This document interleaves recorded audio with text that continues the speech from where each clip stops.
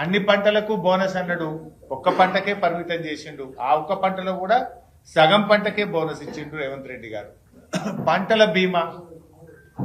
బీమా పేరు మీద రైతుల్ని దగా చేసిండు రేవంత్ రెడ్డి గారు. కౌలు రైతులకు కూడా రైతు భరోసా ఇస్తామని దగా చేసిండు రేవంత్ రెడ్డి గారు. ఉపాధి హామీ కూలీలకు ఏదైతే కొత్త పథకం వీళ్ళు చెప్తున్నారో, ఇందిరమ్మ ఆత్మీయ భరోసా పేరిట చెప్తున్న ఉపాధి హామీ కూలీలకు కూడా దగా చేస్తున్నారు. రైతు భరోసా 15,000 ఇస్తామని చెప్పి ఇవాళ 6,000కే పరిమితం చేసి దగా చేస్తా ఉన్నారు.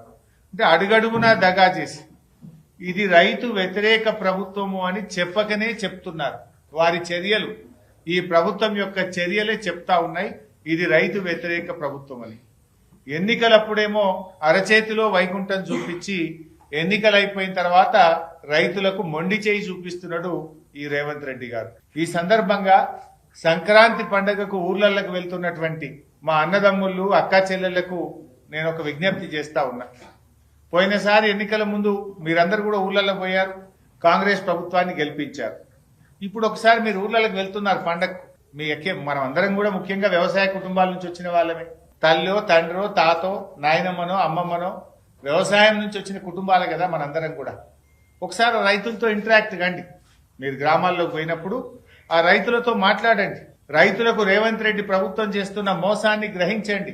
వానకాలం రైతు బంధు ఎట్లా ఎగబెట్టిండో అడగండి. రుణమాఫీ కాని రైతుల బాధలను ఒకసారి మాట్లాడండి. పంటలకు బోనస్ అని ఎట్లా మోసం చేసిండో ఒక్కసారి మాట్లాడండి.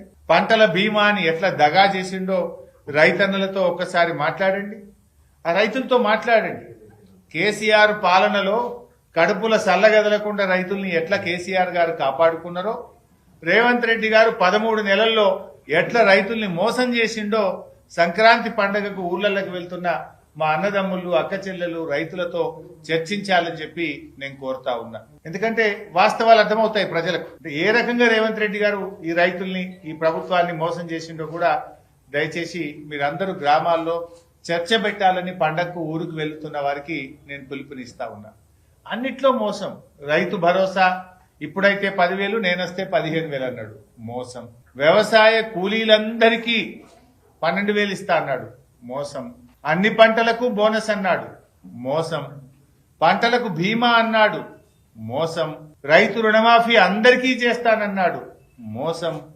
అడుగడుగున ప్రతి పథకములో అయితే ఎగవేతలు లేదంటే కోతలు. ఈ రకంగా రైతులకు తీవ్రంగా అన్యాయం చేసినారు. దీని మీద పండగకు ఊళ్ళలకు వెళ్తున్నటువంటి వాళ్ళు రైతులతో చర్చించండి, రైతులకు ధైర్యాన్ని ఇవ్వండి. రైతుల